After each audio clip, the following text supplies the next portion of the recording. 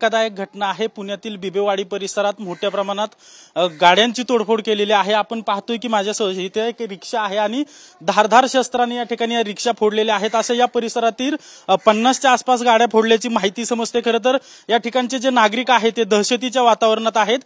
गेल्या काही दिवसापूर्वीच या ठिकाणीच गाड्यांची तोडफोड झाल्याची घटना घडली होती। त्यानंतर पोलिसांनी तपास केला होता। आता देखील पोलीस या ठिकाणी गाड्या फिरतायत, पोलीस तपास करतायत। पोलिसांकडून जी माहिती समजते ते याच भागात राहणारे जे दारुडे टोळके आहेत त्यांनी दहशत माजवण्याच्या उद्देशाने या ठिकाणी गाड्या फोडल्याची माहिती समजते। खरं तर या ठिकाणी जे सर्वसामान्य नागरिक जे राहत आहेत ते दहशतीच्या वातावरणात आहेत आणि वारंवार या ठिकाणी अशा प्रकारच्या घटना घडत असल्यामुळे पोलिसांवर देखील प्रश्न उपस्थित केला जातोय। माझ्यासोबत या ठिकाणी जे नागरिक आहेत ते देखील आहेत। आपण पाहतोय ताई, कधी ही नेमकी घटना घडलेली आहे? दरम्यान मध्ये ही घटना घडलेली आहे आणि हे तात्पर्य पदोपदी आहे। म्हणजे आम्हाला खूप त्रास आहे ह्या गोष्टीपासून। आता 6 महिन्यापूर्वीच ही गोष्ट आमच्या चाळीमध्ये घडली होती। त्या पोरांनी कंटिन्यू आमच्या सगळ्या अख्ख्या चाळीचं नुकसान केलं आणि आताही परत त्या पोरांनी तेच केलेलं आहे। याच्यावरती कोणीही रिएक्शन घेत नाहीये। ह्याच्यावरती तात्पर्य माझं एवढंच आहे, काहीतरी तुम्ही करा, नाहीतर आम्हाला पर्सनली ह्याच्यावर काहीतरी उपचार करावाच लागेल। यापूर्वी देखील 6 महिन्यापूर्वी असेच गाड्यांची आम्ही घाबरून गेलेले। आमच्या चाळीत पण असे सारे गाड्या बिड्या सगळं फोडून टाकलेलं आहे। तुम्हाला सांगते आम्हाला लय त्रास आहे। आम्ही एक घाबरून गेलेलो आहे आम्ही सगळं आता सध्या। हो, मग आम्ही करायचे काय? आम्हाला राहायचं मोफत झाले। आम्ही करणार कसे सांगा तुम्ही? आम्ही एवढा त्रास काढतोय ना आमच्या, आम्हालाच माहिती। आमच्या रात्रभर आम्ही असं जागतोय। रात्रभर सगळी लोक जागी आहेत आणि पहिली गोष्ट म्हणजे हे नुकसान जे होतं ह्याची भरपाई कोण देतं का? कोणीही देत नाही। आमचं एकच म्हणणं आहे, त्यांना इथं आणायचं आणि आम्हाला जे करायचंय ते आम्ही करणार। पर्सनली शासनही काही करत नाही, कोणीही काही करत नाही। 2 दिवस नेतात, तिसऱ्या दिवशी त्या व्यक्तीला परत सोडून देतात। ह्याच्यावरती काही तात्पर्य नाही। आमच्या हवाली सोडा, आम्हाला काय करता येईल ते आम्ही। वारंवार गाड्यांची तोडफोड होती तुमच्या भागात, काय होत असेल नेमकं? काय कारण आहे? तुम्ही विचारा ना, आम्ही थोडी याचं उत्तर देऊ शकतो। पर्सनली त्यांना विचारा तुम्ही कशासाठी हे करतात ते बस। आणि आम्ही ह्याच्या आधी मीडियावाल्यांना बोलून सगळं केलेलं आहे, ह्याच्यावरही काही आम्हाला सोल्युशन मिळालेलं नाहीये। त्याच्यामुळे आता तुम्ही ह्याच्यावर रिएक्शन घेणं फार गरजेचं आहे। तर मोठ्या प्रमाणात या ठिकाणी नागरिक राहिला आहेत, लहान मुलं देखील असतात आणि अशा टोळक्यांकडून दारू पिऊन वारंवार या ठिकाणी लेकरं बाळ थरथर कापायला लागले। अजून सध्या घरी येऊन कुणाला झोपी नाहीत रात्रभर। एवढाली वार घेऊ सगळे जागे येतं लोक। लेकरं असे करायला लागले आमच्या घराने। एखादं घाबरून मेलं बिलं तर काय करणार आम्ही? आमच्या गाड्या मोटर रस्त्यावर आहेत। आम्ही रोज कष्ट करतोय, सकाळी जातो संध्याकाळी येतो। सगळ्यांना विचारा तुम्ही, बंद करा पहिले। आणि ह्यांना जी सपोज तुमची गाडी फोडली का यामध्ये?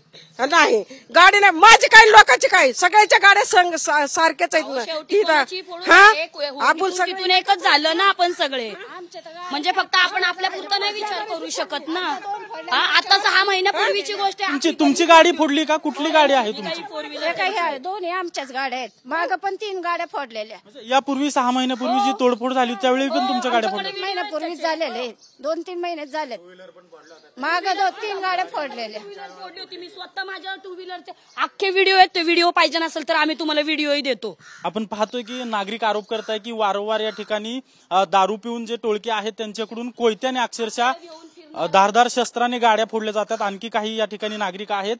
कशामुळे हा प्रकार घडतोय? पोलीस अपयशी ठरतायत का वारंवार तुमच्या भागात? काय मागच्या वेळेस ते गुन्हेगार पकडले, चाळीमध्ये आणले, तोंडावर काळे कापड बांधून। ते गुन्हेगार होते का नाही आम्हालाही माहित नाही, तेच होते का नाही।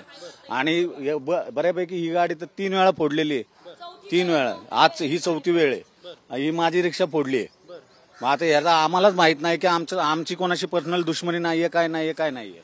पण पर्सनल दुश्मनी असती तर एवढ्या सगळ्या गाड्या फोडल्या नसत्या, 1-2 गाड्या फोडल्या असत्या। दहशत माजवण्याच्या उद्देशाने करतायत का नाव मोठं करण्याच्या उद्देशाने करतायत आम्हाला काहीच माहित नाही ना। आम्ही दिवसभर काम करायचं, रात्री जाऊन झोपायचं। आम्हाला काय कळणार आहे रात्री कोण येऊन काय करून गेलं ते?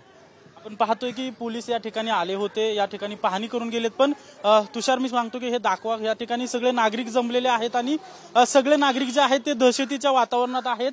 भीतीचं वातावरण या ठिकाणी दिसून येते।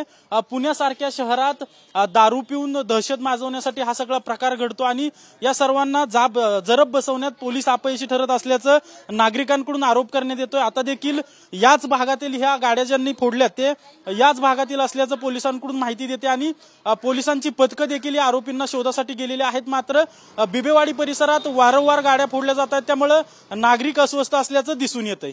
कॅमेरा पर्सन तुषार नानावरेसह अजिंक्य धायगुडे, TV9 मराठी, पुणे.